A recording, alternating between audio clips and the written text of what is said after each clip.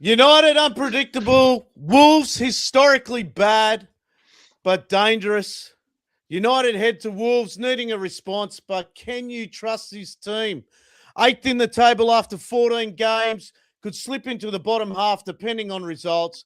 Back-to-back poor home results, lost to 10-man Everton, 1-1 draw with relegation threatened West Ham. Amarin publicly frustrated with players. How are we, boys? Bring me back. I'm irritated. I'm frustrated. I need 3 points tomorrow. It's been a long day. I've been wanting to try and get this pod done since the last game. So I've had to keep everything inside me.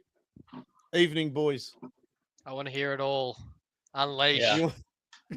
I've got a couple Oh of my God. stats for you afterwards. Or not stats, but facts. We'll see. Yeah, they'll keep you happy.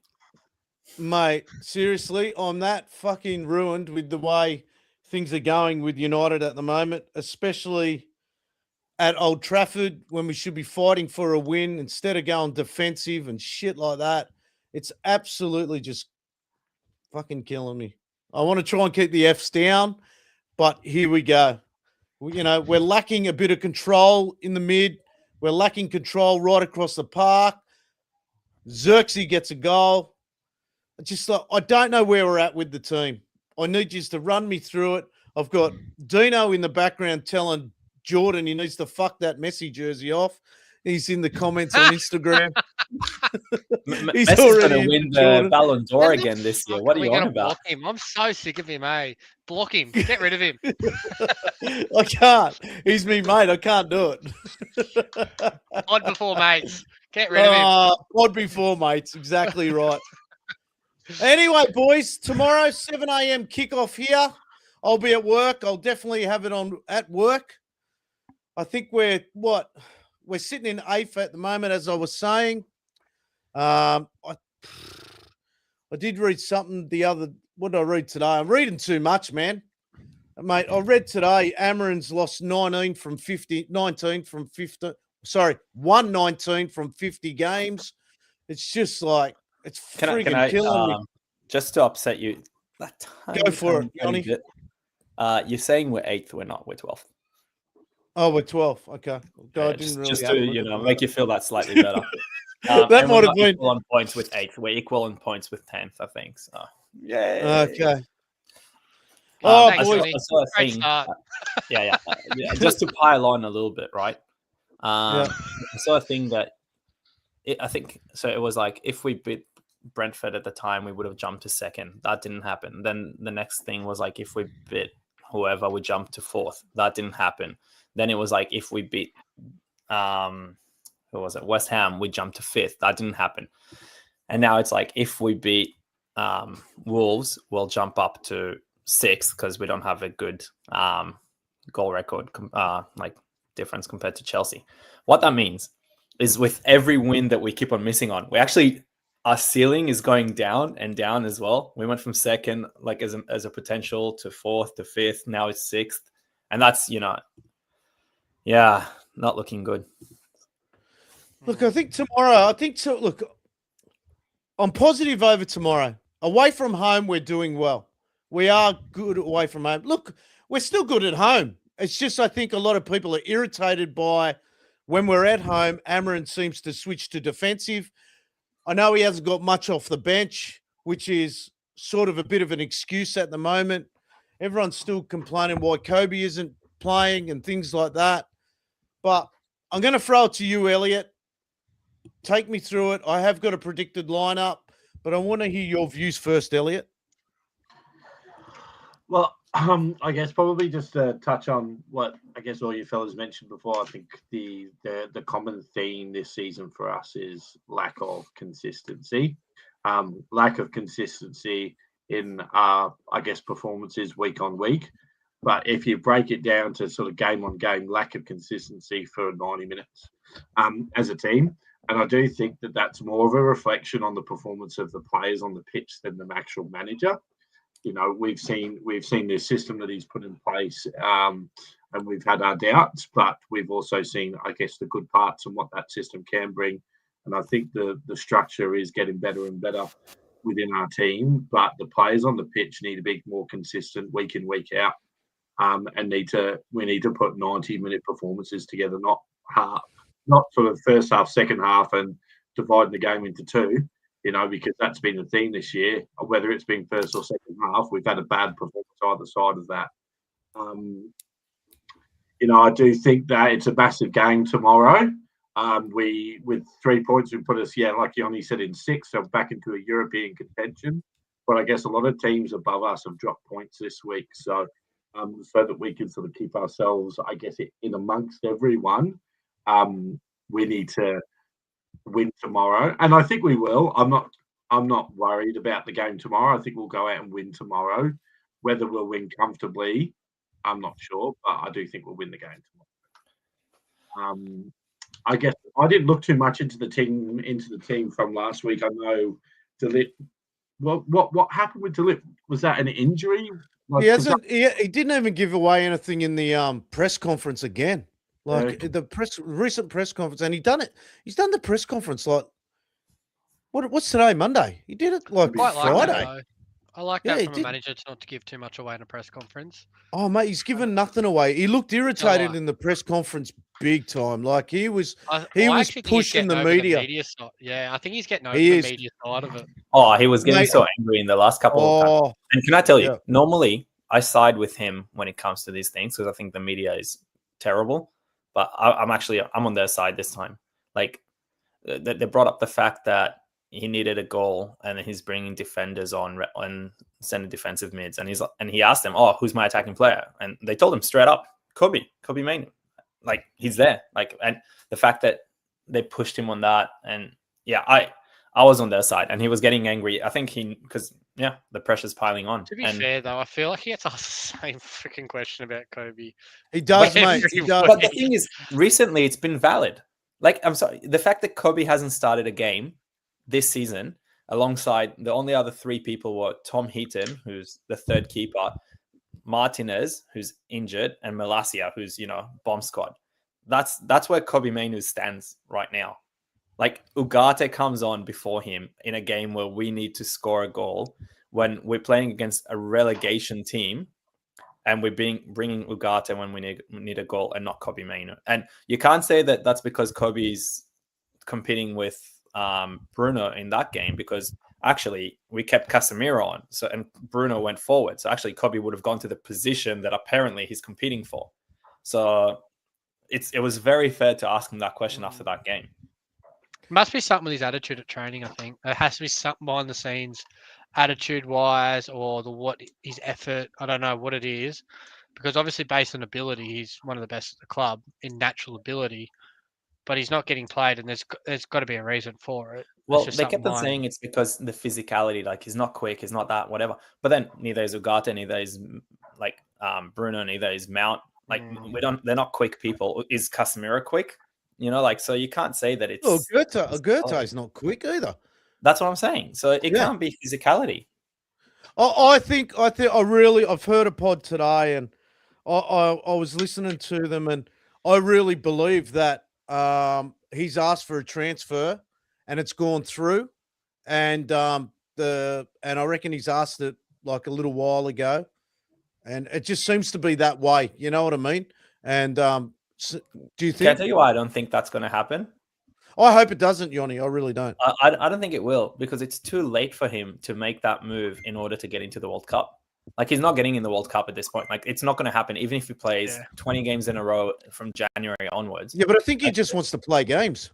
But I don't think United will let him go when that is the case, and we have AFCON and all that kind of stuff happening. Yeah, makes sense. But even Karl Anka, did you see when he got cut off by Amarin? Yeah. He was asking, he's going, what was it? What did he say? It was something like, You said, like that. It was like taking the piss out of him a little bit. And he said, tell me when I said that. Tell me when I said that. Yeah. Tell me when I said that. Like that at Karl Anka. And he didn't even keep going with the question. And it's very unusual for Karl to do that. And he's a top he's journalist. Top. Yeah, like he knows what he's talking about. Oh, he's unreal. Yeah. Mate, he's I was very shocked to see that. I've got Nick. Nick's in the. He's at work, but he's managed to get on. He's gone. We lack capitalise on the situation big time. Games against West Ham, Everton, and Spurs, and Nottingham. And he's got another one here as well. A loan move should make sense for Kobe. Yeah, maybe. And I've got what's Dino got here. Why should he be at the World Cup? He was brilliant 2 years ago. What's he done since? Oh, he definitely shouldn't be at the World Cup. No Yeah, chance. that's what I'm We're saying. not Even saying if that, he plays Dino. 20 games Yeah. and they're good, he's not going to the World Cup because Elliot Anderson's Yeah. playing now. Wharton's there. Yeah. Well, he hasn't even Thomas Tuchel's not even looking at him. He's not even in the squads for all the No. pre-games. He's not even near that. And he's not picking anyone that he hasn't used before the World Cup. Do you know what I mean? Well, Unless you're a big name player. Tuchel, if he turns up at a United game, he's looking at something, but he's never turned up to one because he's usually he we did. watch every game. He The did camera other goes day on against straight away. Everton when we decided The to Everton lose game. 1-0. Yeah. He was We at might the have been Everton looking at the game. Everton players, not us. He was there to look at Jack Grealish. Yeah. Yeah, Grealish probably. There you go. See? You should be looking at Drewsbury Hall because holy shit, he's hit the ground running the last 3 games. Mm. Yeah. What's Dino's got here? So fuck why? So why a Um, loan move? Best to sell him and move on. Maybe. I mean, I've read that Kobe might go to Napoli or Bayern Munich or someone like that.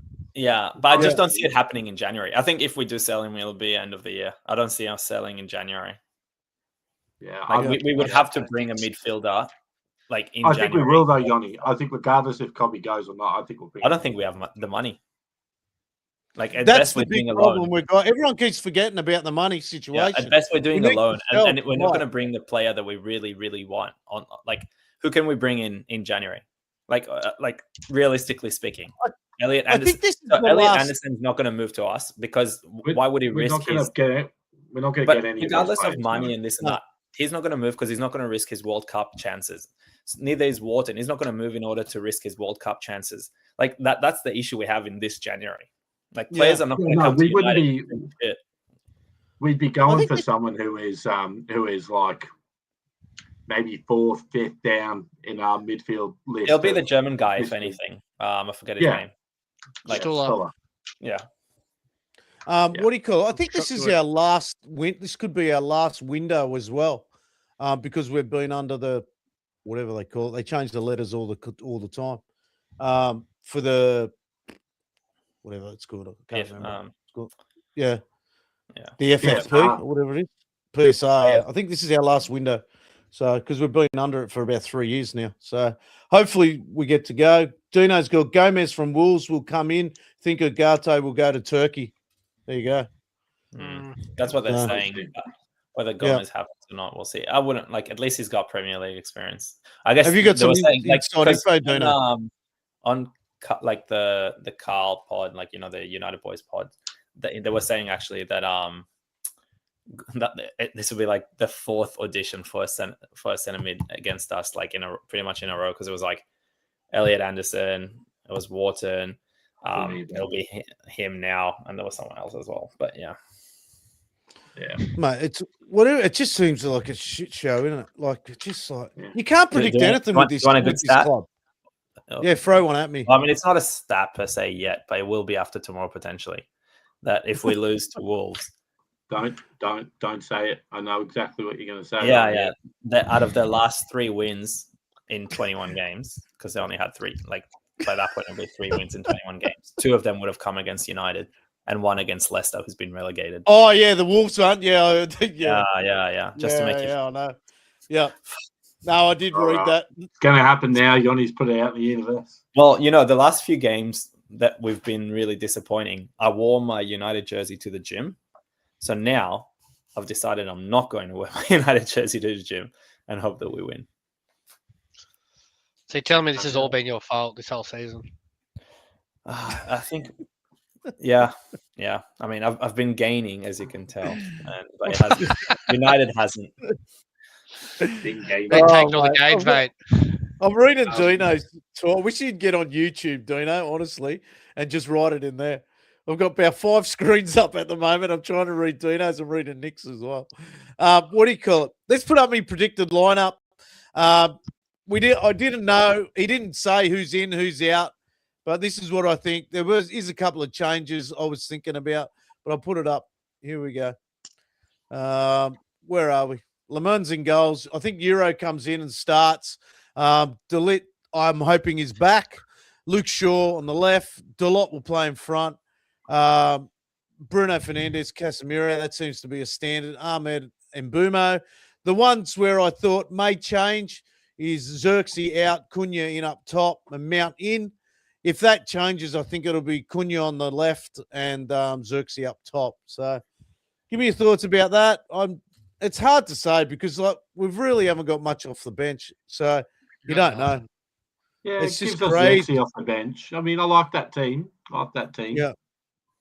Yeah. I do think that you might see Amarin actually fully utilise all the AFCON players and squeeze them for every bit that he could get, and you might see him play maybe Mazraoui and start him, but I'm not sure, because I think we've got this game tomorrow, and then we've got the one on the 15th, Monday the 15th at home to Bournemouth. After that, then we don't have Mbeumo, Ahmed or Mazraoui. I just think the manager might actually just use all the AFCON players to their full capacity before the tournament, maybe. Tell you what, though, Mbeumo and Cunha, they need a big game tomorrow, especially Mbeumo. He needs a big game. Yeah, he's been very quiet against his former club. That's what we want to see. They've been poor, haven't they, Jordan? They've been very poor. Yeah, I agree. Dino wants us to talk about it. So let's get into it. Jordan, get into them. Talk about Mbeumo and Cunha, what you want out of them, and what your expectations are, because Mbeumo started strong. And I think Cunha, with that little injury, it's affected him a bit, and he really hasn't hit the ground running, really, has he? Well, he's not scoring enough. I know he hasn't played, but his impact on the game's also good. Yeah, he's been injured twice. His impact on the game's good, but it's all end product now. Again, it's numbers. We were talking about this before the pod. So your stats are pretty much what defines you now as a footballer, which I don't agree with. But Mbeumo, for example, I think he's taken too many touches of the ball. I don't know what's happened in the last 3 games, but I think where he's clinical is where he runs across the player, gets it onto his left side and hits it early. Now he's trying to take 1, 2, 3, shimmy it back over, and he's also turning the ball over a lot, not like high up the field, more than halfway, if that makes sense, in the center of the actual field. I feel like his turnover, he's not getting his body in the right shape to take the ball and spin players. I'd like to see them get the ball and run at Wolves, like actually. I think that's a whole team situation. Like none of all we do is just like. Every time we try to counter or like we're trying to build, it was like pass sideways, take 7 touches, pass sideways. Like that's how we play. Well, what did I say at the start of the season? When do we actually look dangerous? When we win the ball on a transition and we switch the ball early. Yeah. Other than that, we just get the ball out down to that side. We turn around and we recycle it. Goes back to Luke Shaw, goes across to Delit, goes across to Euro to Ahmad to Mbeumo, turns around. It's the same thing again.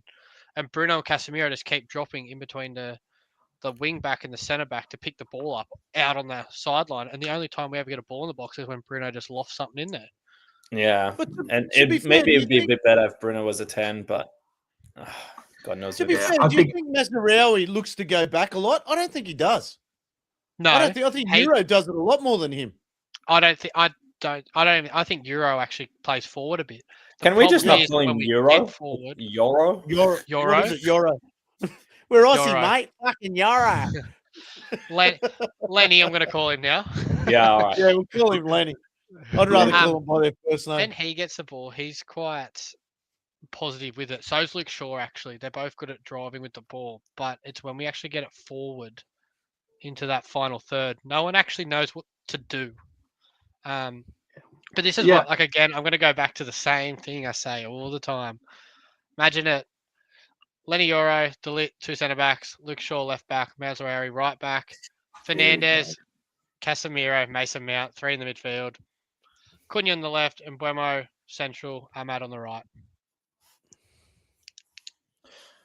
We might end up still having the same problems because these people.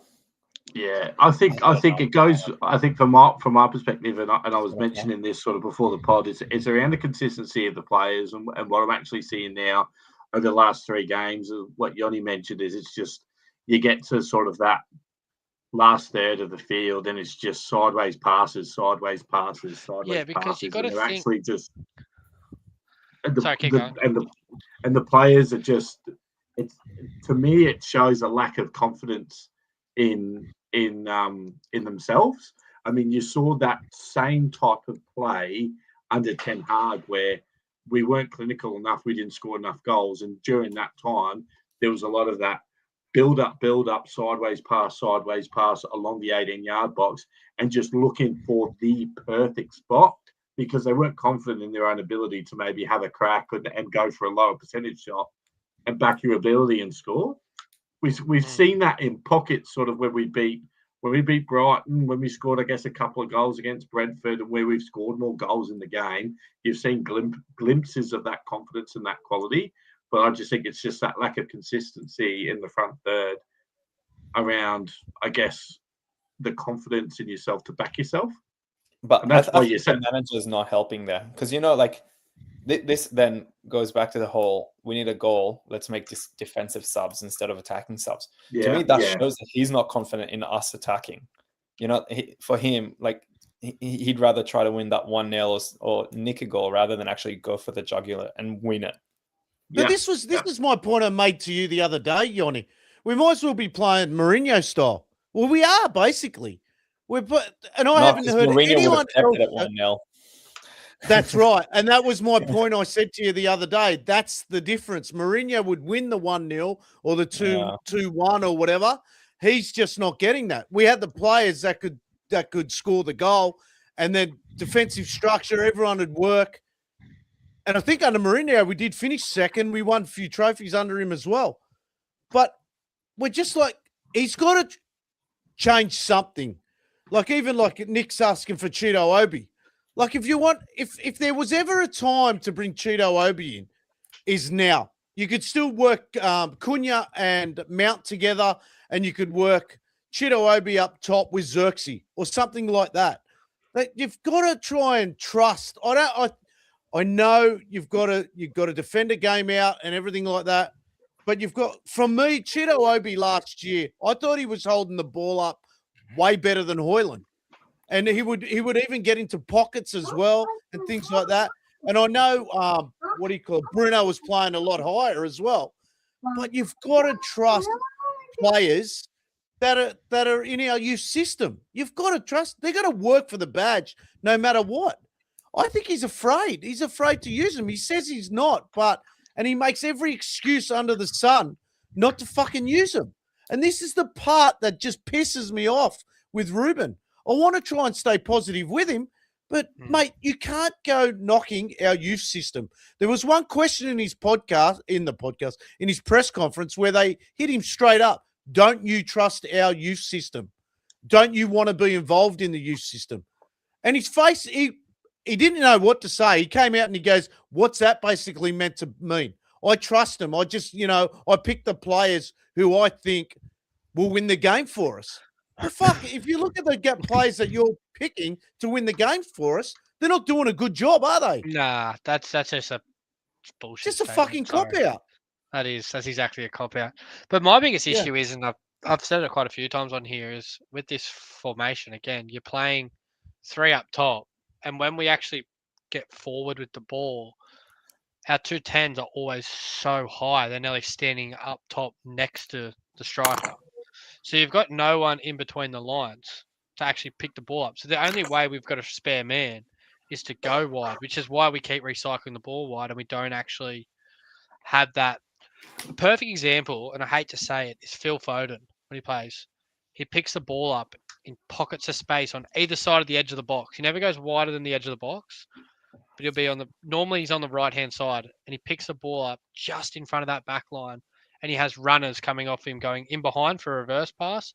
And then he has a runner that comes from the back post inwards so he can slide a ball and split the 2 centre backs. We don't have that because we don't have the player that's coming short to pick the ball up. Because in Buemo, when he's got it, he's either too wide with Ahmad. They both get way too wide and in their own space, which is because they're both wingers. Mason Mount does it a little bit, but he doesn't have that passing ability, I don't think, to have that. He's more of a runner. And I think we just push, like our 210s push too high. They sit up, literally they sit on the back line, which they've got to sit a bit deeper and actually draw one of the defenders out, because then it gives a one-on-one for Cunha in behind if he's playing the 9. If any of that makes sense. 100% makes sense. Like you watch the City when they overload an 18-yard box. Mm-hmm. Oh, actually, there was one time, I think it was last week or the week before, we did get a lot of numbers in the box, but we weren't attacking at pace. We have players they labour into the box. They're not They make like the same run.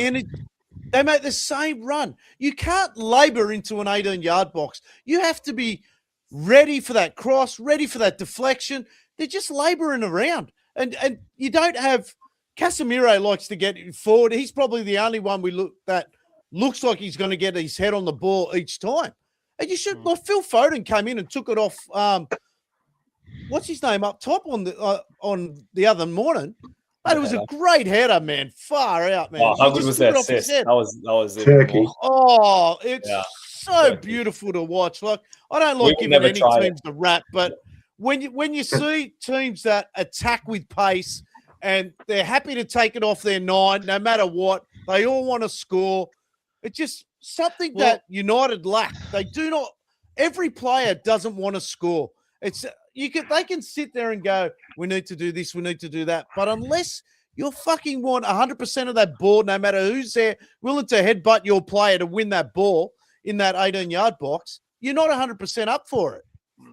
There's again, talking about Manchester City, which I don't like, but the reason people sit there and say, like, Erling Haaland is an absolute monster of a striker, right? And he's so clinical.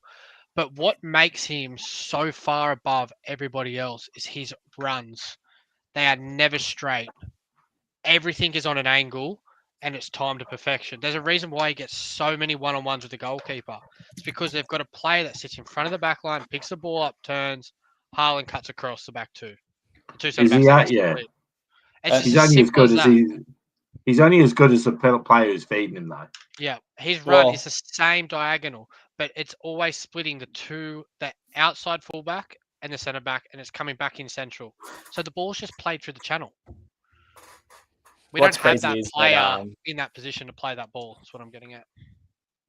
What's crazy is that, Haaland's only been offside like 50 times in his entire career, which is just insane. So he gets those runs like perfect. Oh, they're perfect. Oh, they are. That's what he's got. But his run is so good, man. His run is so good. I know I use the word labour, but he labours off the line and then runs across it. And mate, I tell you, the way he runs across it, the way he runs across the line, it's like no other striker. He actually runs off the line probably about half a metre. And then all of a sudden, the players look up, the acceleration's on. They know how he's going to make that run. We don't have a 9 that we know is going to make that run. Xerxes made that run a couple of times against, was it Liverpool? He made the run in behind and he got the ball. When was the last time you saw a player for United do that? Who was actually really good at it? I was so angry that Xerxes made the runs and he actually was really good at holding the ball, and then we subbed him off. I was like, that's my point.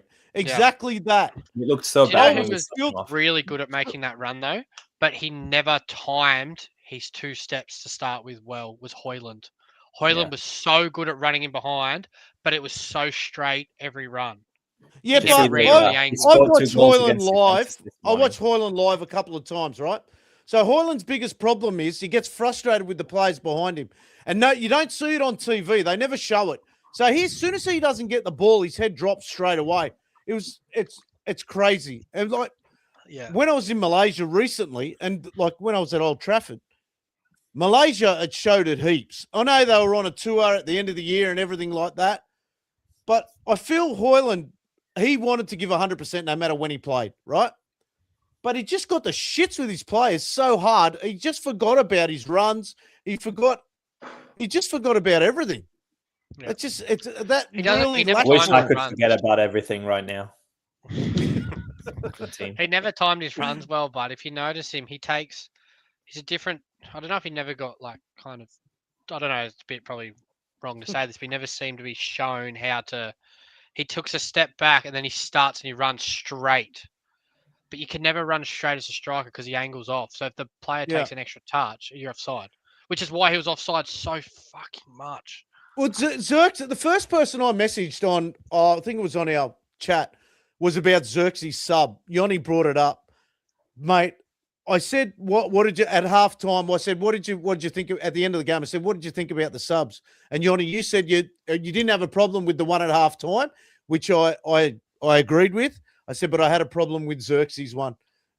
Nothing worse. I see it in futsal a lot, where they go and score a goal and then they go and sub them. It's just ridiculous. You want to cut a player down, that's the time to do it.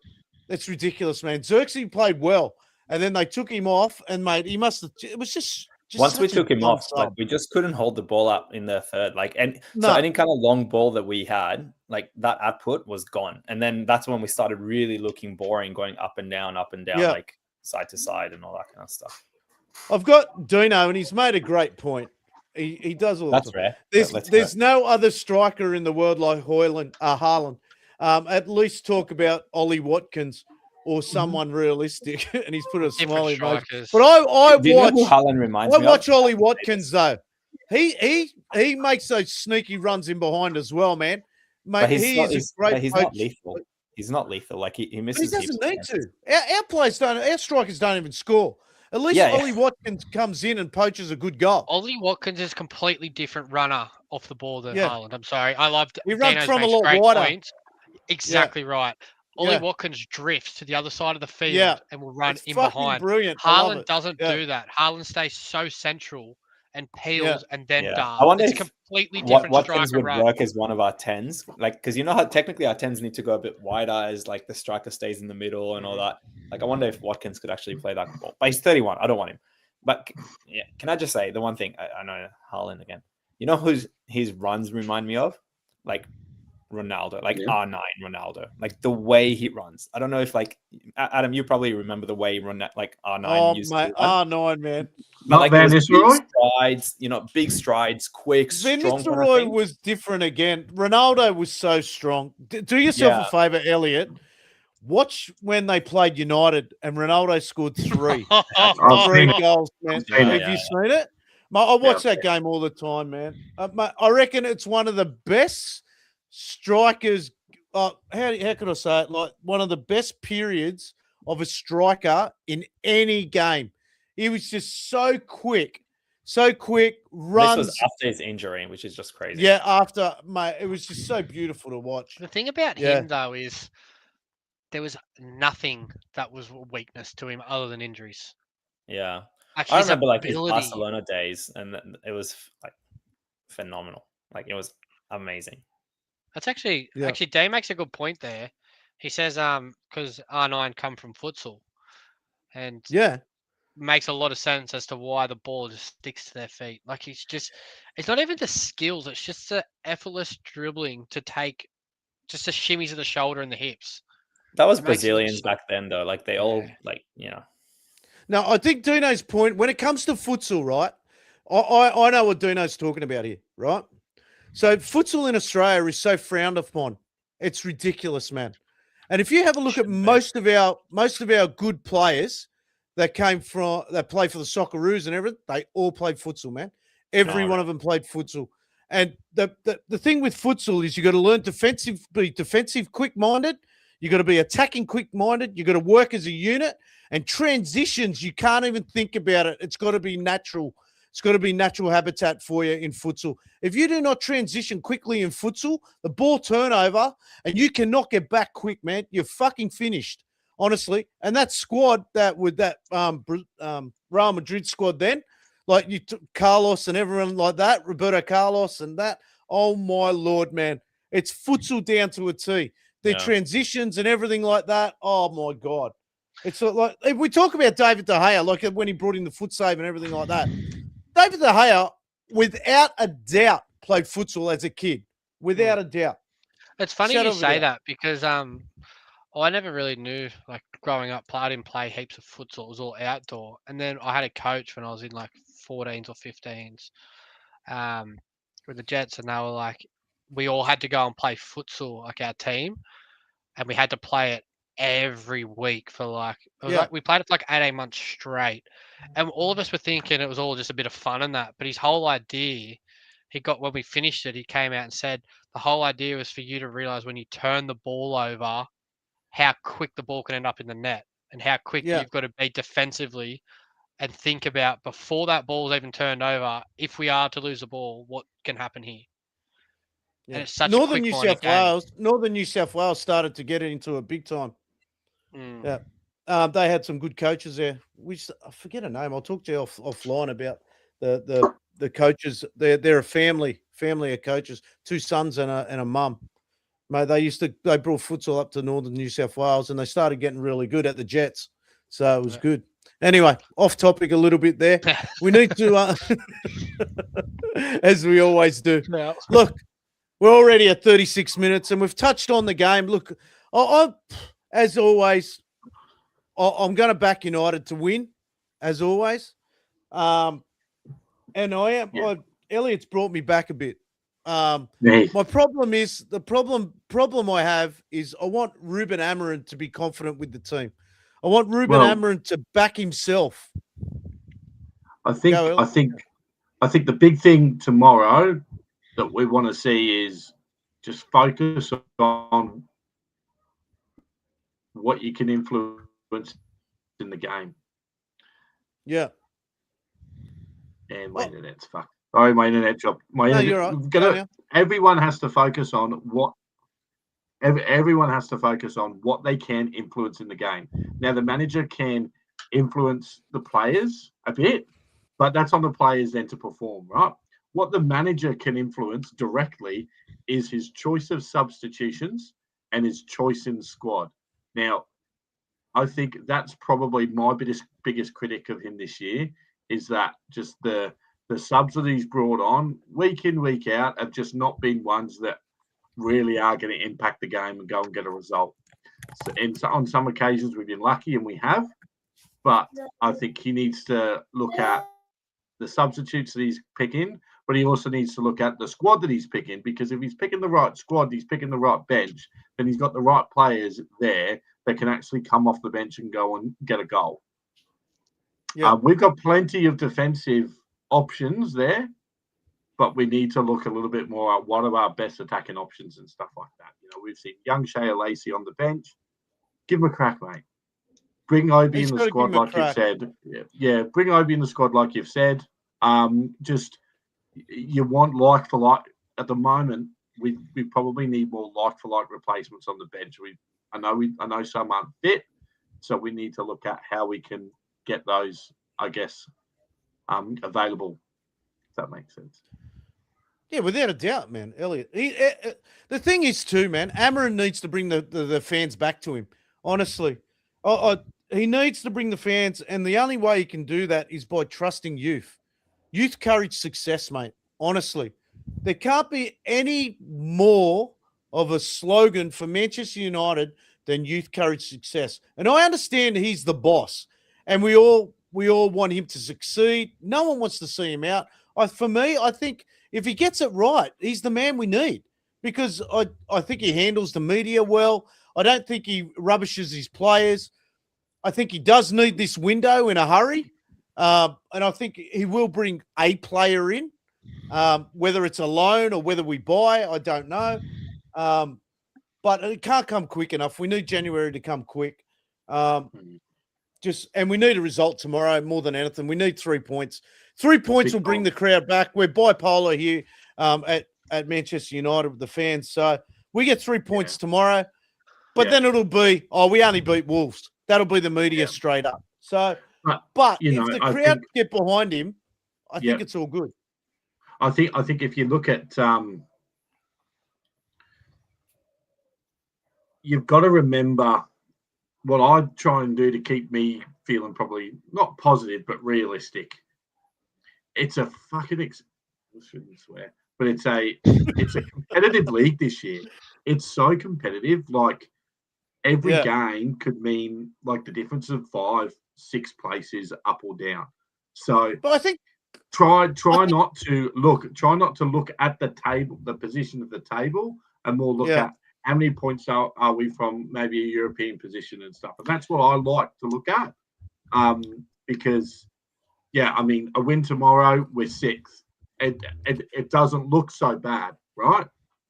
But I think that's like the Yoni, biggest like problem Rod- that United like- fans have got, mate. but They like just keep Yoni said looking at the before- opportunities. But like Yoni said before, that ceiling is getting lower. Lower. So Yeah. we can't that realistic mindset is dwindling a bit. I will My say issue one is- of the things I keep saying is we're expected to be between 4th and 8th for the end of the season. So you're always going to have wins and losses. There is going to be inconsistency. My issue, though, that I'm having is that I'm actually seeing Amorim making mistakes and not learning from them. And this is continuous. That's mine. Like, that's my problem. It's now a year of him making the same mistakes. It's like always going for the defensive approach. It's not beating the teams that are literally at the bottom, and it's a Yeah, year now That's into it. exactly what I was about to say. So it's nice to say, we expect to be like, we're only this many points from here and this and that. We expected that. That's fine. But I expect it with seeing him improving. Like, if the team doesn't improve because the team isn't good enough, the players and this and that, I get it. But if he's not improving, that's where I have a problem. And at the moment, I don't see that. Well, my issue is we dropped points we lost actually to 10-man Everton. That was 10 men. For Yeah, that was actually 75 the turning minutes. point for me. Like, I was like, We then 85 went minutes defensive against Everton. relegation.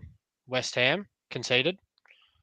We then dropped points when we were up against Forest 2-0 at halftime.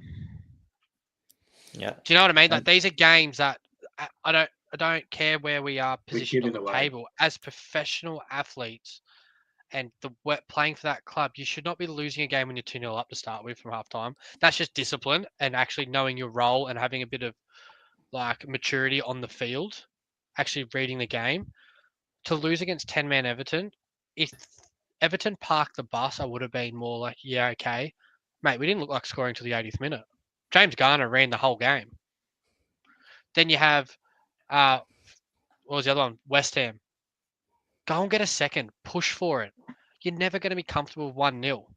Never. And- There's 3 results right there that I think literally that's where my issue is in those 3 results right there. Yeah, and it's the fact that he kept 3 centre backs against Everton. He kept 3 centre backs Exactly. against West Ham. Like, like you're trying to win a game, Yeah.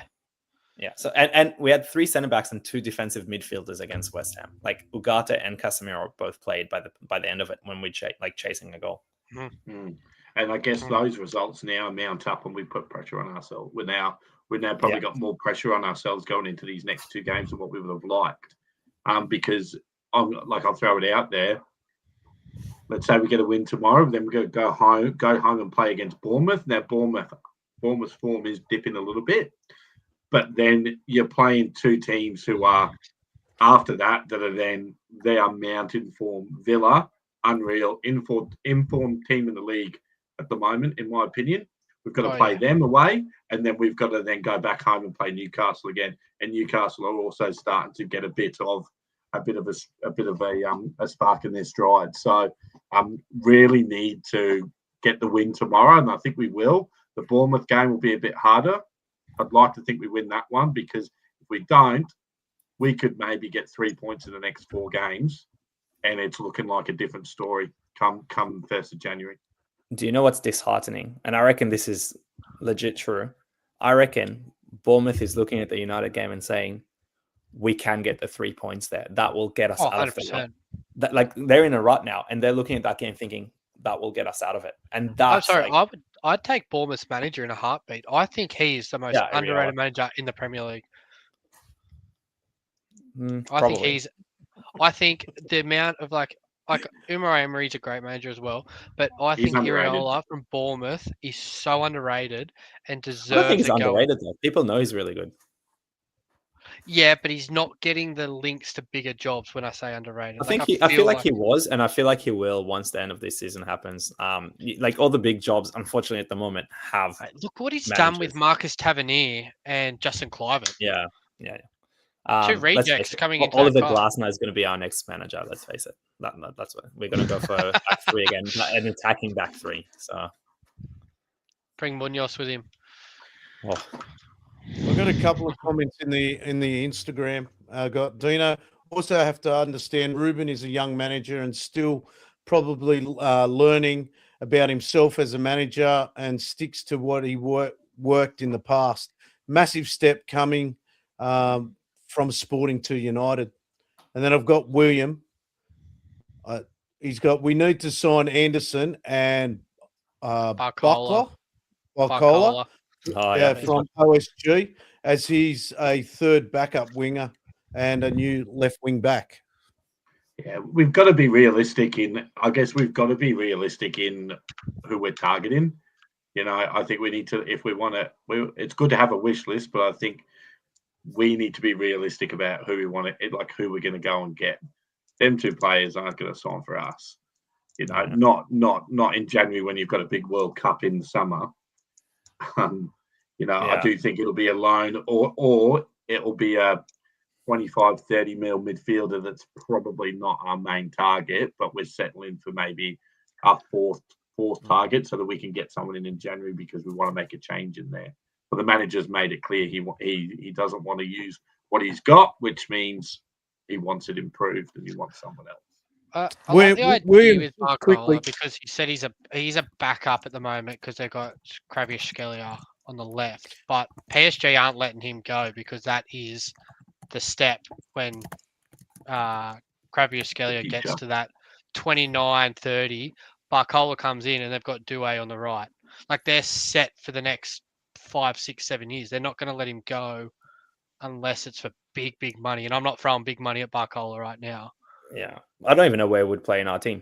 Like, he's not really one of the 10s, and he's not going to be a wing back. Like, he's like a proper. He's an out-and-out left wing situation. Yeah, he's like in the leather, isn't he? Well, I'm just going to give it to William one minute here. William, you have to understand that Manchester United can't just go out and buy players. We haven't got the money for starters. So, as much as you want those two players, we can't go spend 130 million on Anderson. We don't have that money for starters. We have to sell to buy. We cannot just go out and spend 130 mil. So unless we're selling some players in January, those players aren't coming here.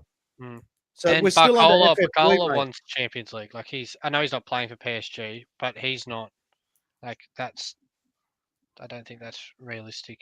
I know he's not playing at the moment, but think about where he's at. A lot of our fans don't understand that we haven't got the money to spend. We're still under that FFP or whatever they bloody call it. We're still under that. We've still got one transfer window before we can go.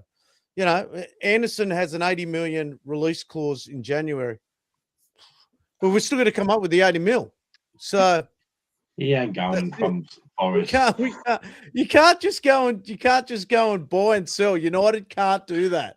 You have to realize that. This is like, it's all stupid because do you really think, like, the way Forest have been this season, Sean Dyche coming in hasn't said to the owner, I am not selling my big players in January if you want me to keep us in the league. Like, realistically, think about that. Do you think he's come in for the next 2 months to go, let's lose Anderson, Murillo, all these players? Like, it's... Anderson's not going to make a move 4 months before World Cup squad's due to be picked either. When he's, let's say he's one of the first names on the sheet. Yeah. I think he would if it was a team like a Chelsea or someone calling where he's going to play in a team that's quite structured. Like, our team's just a bit all over the place. Like, he might go into that midfield and not even work alongside Bruno or Casemiro. Do you know what I mean? So I've got a question here from and it's a great question from what do you call it?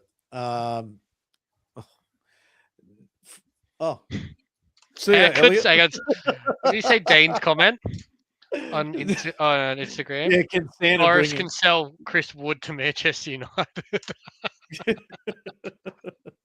Yeah. love him. Here's the question. Here. How do you think Wan-Bissaka would be in our current team? And was it a mistake letting him go? Fuck. That's a tough one, man. I mean, he did play well on the weekend, but that was It only wasn't a because he was mistake, playing let's against face it. United. Yeah, Yeah. it wasn't a mistake. Like I think the only position I can see him playing for us would be like as a right centre back kind of situation. I wouldn't want him as a wing back, even though he's a lot better now than he used to be about that. And Yeah. I wouldn't want to risk his tackles in the box. But yeah, Yeah, I think he's a little ill-disciplined around the box and stuff like that. And I we- think we- his we- only we his don't- best games are we- against United. and also let's not forget that 100%. the one issue he always had as well, which he still has, is he kind of like falls asleep at the back post when there's a cross and things like that as well. So if Yeah. he's playing as a right centre back, like that's something we would have to cop with quite a bit. Yeah. I got it. Dino said one couldn't handle the pressure at United. End of day, no mistake. Oh no, I agree. I agree, mate. It wasn't a mistake selling him. We needed to move on from him, and I think we'll leave it at that, boys? Give us your prediction for the weekend, for tomorrow morning. I think United will win. You know what? My head's saying a draw, but I'm not going to say it. 2-1. Yeah, that's I think 2-1. My prediction is I'm going to 1-0, cry 2-1. either from sadness or happiness. It'll be one or the other. just when you do your run and don't jump in front of a car, for fuck's sake. Oh. See how we go. I've got Red Devil Stew 4-0 United. Dino 6-0. Cunha 4 goals. I think he goals? changed his because he's got up here.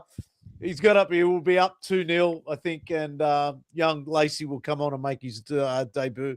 I hope for your sake, Dino, or for everyone's sake, that does happen, because if that happens, we're up 2-0 and he brings Lacey on. That's a bit of a fresh mind from our manager. So I would love that to happen. I'll say one thing that I heard on a different channel or whatever.